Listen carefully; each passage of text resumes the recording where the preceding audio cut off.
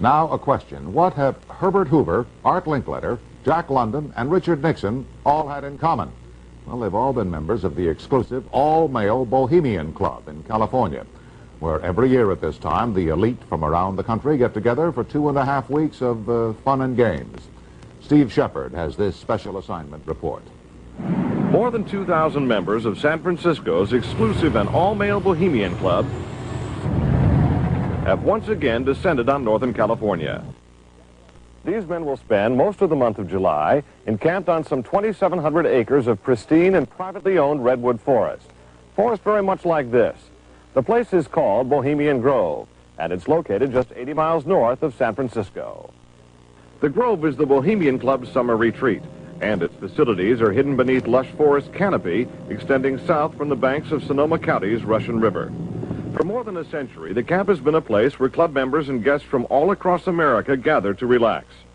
The retreat is divided into dozens of small camps, the most prominent of which is called Mondiale. Among its members are businessmen like Leonard Firestone and Edgar Kaiser, and political figures like Gerald Ford, Henry Kissinger, William French Smith, and George Shultz. President Reagan, Vice President Bush, and Defense Secretary Weinberger are members of other camps. Richard Nixon is a Bohemian, and so are high-ranking executives of such companies as Eastern Airlines, Standard Oil of Indiana, and Bank of America. For the most part, the men of Bohemian Grove are over 50, highly successful, and, according to many employees, politically conservative. Well, each year, many of them seem to have a stunt, or try to come up with a stunt. Last year, in 1980, the popular button was Free the Fortune 500. Membership in the Grove is by invitation only and is determined by such factors as social standing, occupation, and personal connections. Privacy is one of the Grove's most cherished virtues. Members may not photograph, record, speak, or write about activities at the retreat. While many public officials are Grove members, the press is a distinctly unwelcome guest. We're from ABC News. Well, get back there. Can we talk to somebody in the... Get back there. Anyone willing to navigate a boat up the Russian River can get a glimpse of the northern edge of the compound, but that's about all. Still, there are outsiders who have researched the Grove.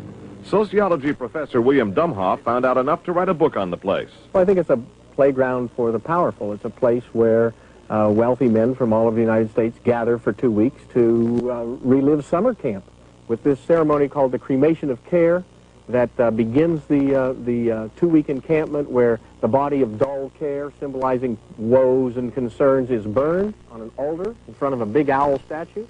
When that ceremony ends, they all start to cheer and yell and hand each other a beer. And other regular activities include the production of 2 plays, one of which involves major sets, orchestral music, and extravagant costumes. The other play appears to be just a bit on the lighter side, at least judging from these old photos. Members also spend time swimming, hiking, relaxing in the sun, and doing a bit of drinking from the Grove's own privately labeled spirits. Like a boys' camp, the Grove has a symbol, in this case a somewhat fierce-looking owl. It also has a patron saint, St. John of Nepomuk, a legitimate 13th century Bohemian canonized for his sense of honor. What the Grove does not have is any women, not even as employees. Despite its camp-like atmosphere, the Grove does host some serious business.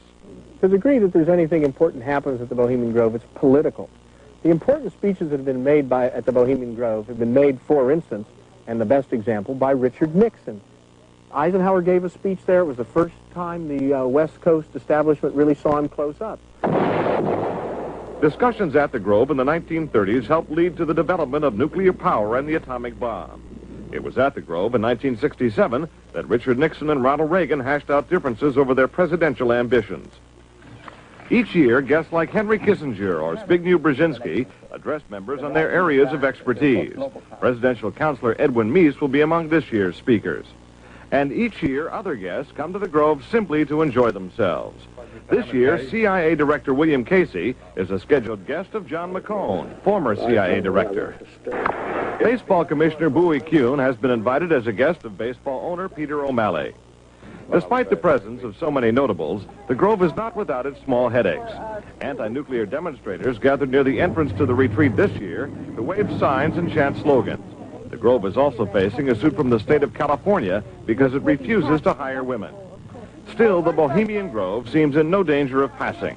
Herbert Hoover called it the world's greatest men's party, and there is a list of powerful people waiting to get in on it. Steve Shepard, ABC News, San Francisco.